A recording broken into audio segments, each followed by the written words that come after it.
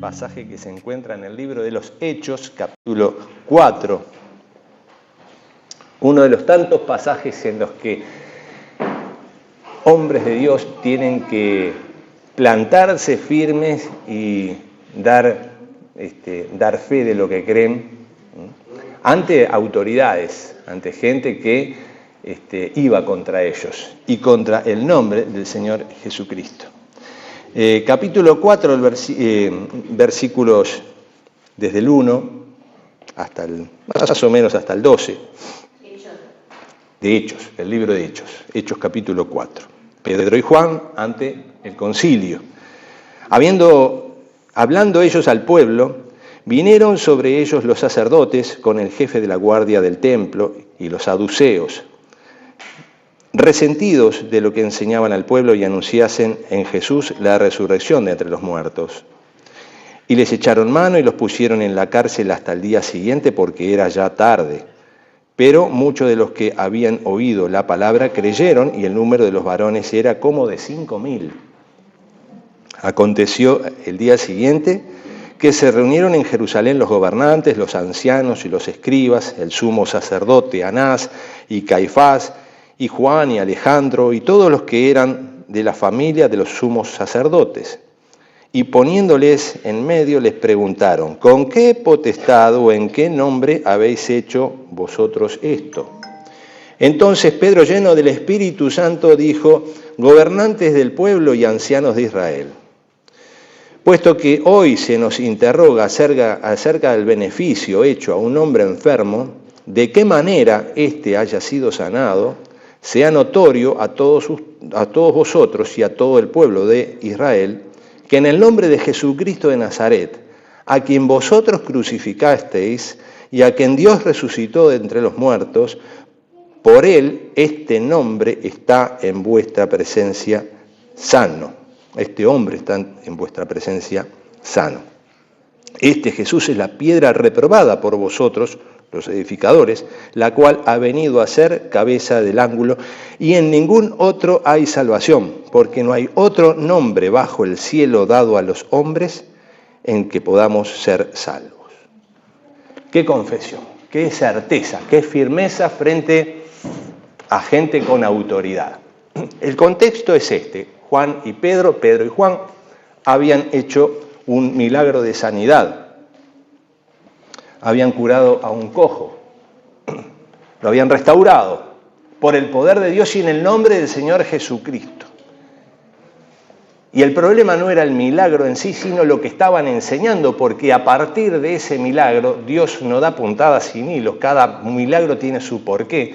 Ellos, en función de eso, empezaron a predicar el nombre del Señor Jesucristo. En Él y en el nombre del Señor Jesucristo es donde hay poder.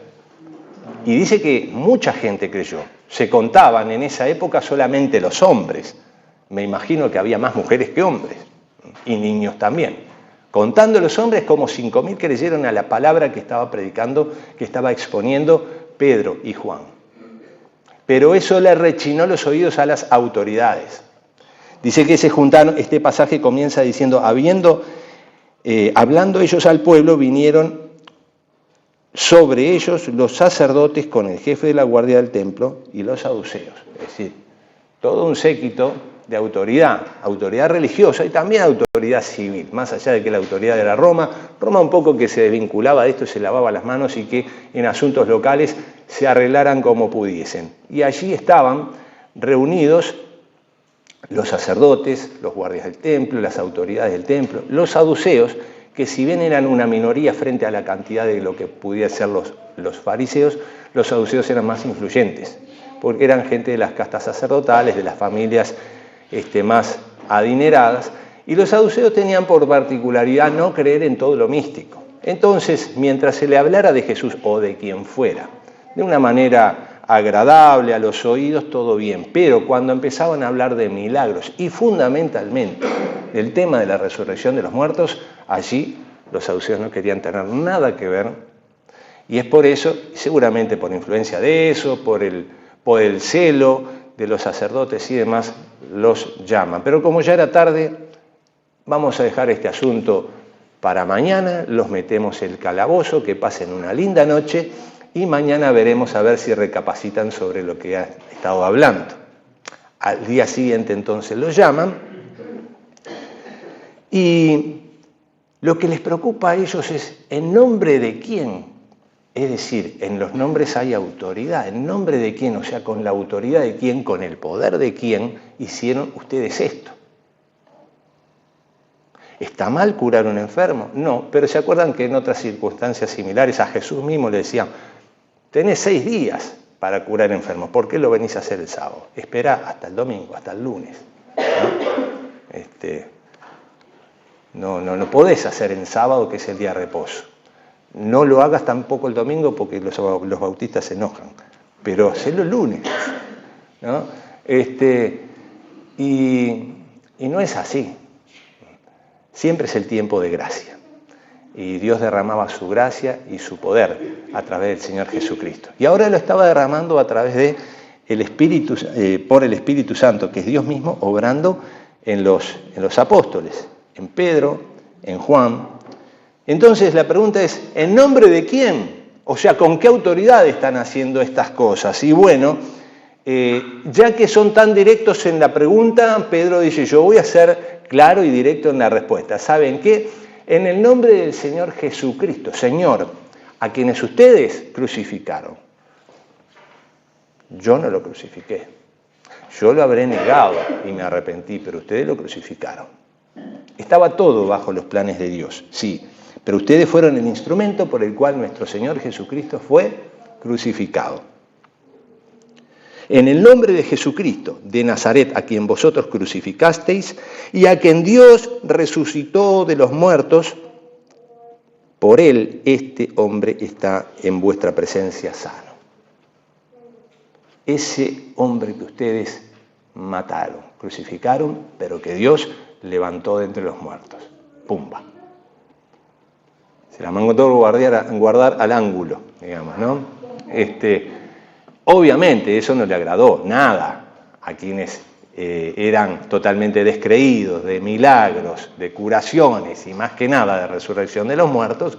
Bueno, ya fue suficiente, ¿no? Les prohibieron, en otra instancia, le prohíben hablar en nombre de ese hombre, de ese nombre, obrar en nombre de ese nombre, hagan lo que sea, pero no lo mencionen. Y bueno, la respuesta en esa instancia de Pedro es, miren, todo bien, pero más importante es obedecer a Dios y no a los hombres.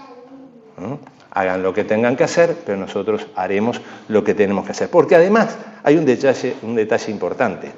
Pedro, Juan estaban obrando y estaban hablando a través del Espíritu Santo. Eran instrumento de Dios en ese momento.